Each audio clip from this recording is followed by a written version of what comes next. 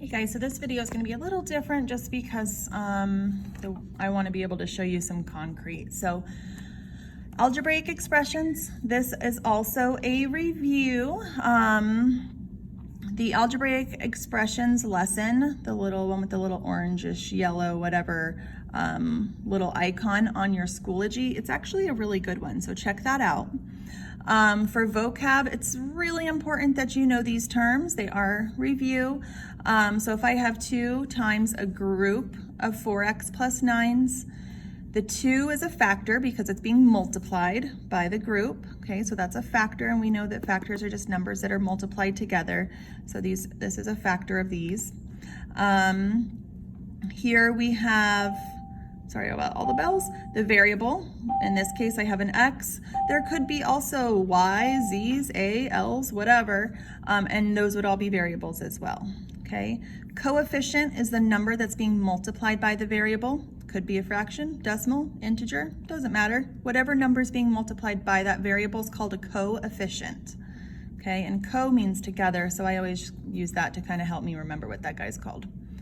This here plus 9, this is a positive 9, and it is just a constant. I just call them regular numbers in my head, but the constant is the actual term.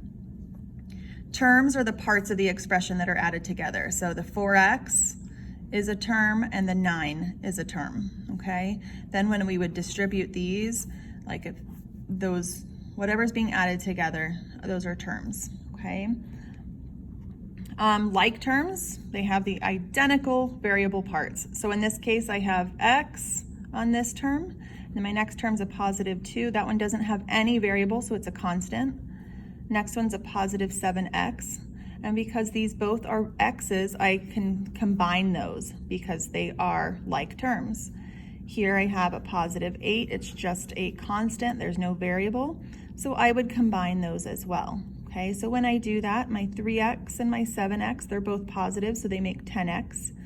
And I'm reciting that over and over again, that they're positive or negative. It's really important that you take the sign with the digit, okay, or with the number. So here we have positive 2 and positive 8, which make positive 10. So 3x plus 2 plus 7x plus 8 is equivalent to 10x plus 10. Some other examples, sometimes we have an exponent with our variables, okay? If that's the case, they can only be combined with that variable with that exponent. So my x squareds, those are the same term, so they can be combined. But this positive 3x does not have an exponent shown, which means it's just x to the first power, and so we can only combine it with other plain x's. Okay, so for here I had 4x squared. I'm combining it with negative 2x squared. That makes 2x squared. And then I just have my positive 3x. Okay, so that is just some review on the terms and combining like terms or identifying the terms. Now here I have a couple methods that I like to use in my classroom that have worked really well for students. A hint, make sure you always include the plus or the negative sign, whichever is in front of the digit or the number. So visually, I showed you this on my last ones. One way I do it is I'll go through and be like, okay, I have a 2x, so I'll circle that. And then the next one is a positive 5y, and that's not the same as this term, so I just change the shape or the color that I use. Totally up to you how you do this, but I like to, mark them and say, okay, well, this one's not the same term as this. And then this next one, positive 2z, that doesn't match any of these, so I used a totally different symbol. And then I kept going. Positive 2y, that's the same as these y's, so I went ahead and used the same box. Positive z, I used the same as this one because they can be combined, and that just helps me to see what ones to combine. Okay, so then I took my x's, combined them to make 5x. Here I had positive 5y, positive 2y, combined them to make 7y, and it was positive. 2z and 1z make 3z's. Okay, and then these are not like terms, so I cannot combine them any further. When you are adding or subtracting, they have to be the same terms. Just like with your fractions, how you have to have like denominators, same kind of idea, okay? Another way to do this, another way to organize your like terms, is I've used a chart in the past, and it's worked wonderfully for kiddos that this is a little overwhelming for. Okay, so when I read through the problem, I saw I had an X, so I made a column for X. I saw I had a Y, so I made a column for the Y, and I saw I had a Z, so I made a column for the Z, and I went through further to see if there was any other terms, any other algebraic terms, and there was not. So I made those 3 columns, and then I went through and said, okay, 2x is gonna go here in the X column, and it's a positive 2x. The next one was a positive 5y. That's not gonna go in the X column, it's gonna go in the Y column.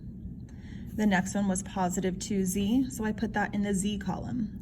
Okay, and I did this the whole way through, and you can see there were 6 terms. Then you just add them up. So I have 2 x's and 3 x's make 5 x's. 5 y's and 2 y's make 7 y's. 2z and 1z make 3z. Okay, you can see we came to the same conclusion. It's just personal preference, which way you would prefer. I will tell you, as you get further through your math career, these problems are going to get longer and longer, okay? They don't get harder, they just get longer. So it's important that you have a strategy to help yourself stay organized, and then really it's not hard, as long as you're organized, okay?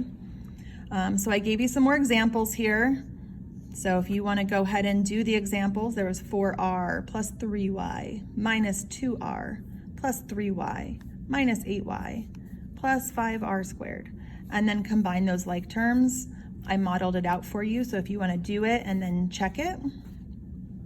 And then using the chart, I did the same problem using the chart, so you could try that out and see how that goes, okay? And then something that is possibly new for you, multiplying like factors. So if I had a cubed and I'm multiplying, see how there's no operation in between them, so that tells me I'm multiplying, times a to the 5th power. I just modeled out what this really means. It means I have a times a times a for a cubed. And here I have a to the 5th power is a times a times a times a times a. It's multiplied by itself 5 times. Okay, so if I have that, and you can see between the parentheses there's no operation, so that means those are being multiplied. Well, according to the commutative property of multiplication, if I'm multiplying everything, I can do it in whatever order. So I'm just going to rewrite it as one big, huge, long multiplication problem. And then now I've got 1, 2, 3, 4, 5, 6, 7, 8 a's being multiplied together. Well, if I have 8 a's being multiplied together, that's the same as saying a to the 8th power, okay? So when you're multiplying your like factors, so again, we have a is, you know what, this is a base. The a is the base, and then the 3 is the exponent or the power, okay? If I have the same base, I have a's, and I'm multiplying them, we could just add the 5 and the 3 and have a to the 8th power, okay? For me, this is a skill I have not done recently, so I would expand them all for a while until I start remembering, oh, okay, I can add those powers. All right, and I think that's all for this lesson. Yep, that's all I have there.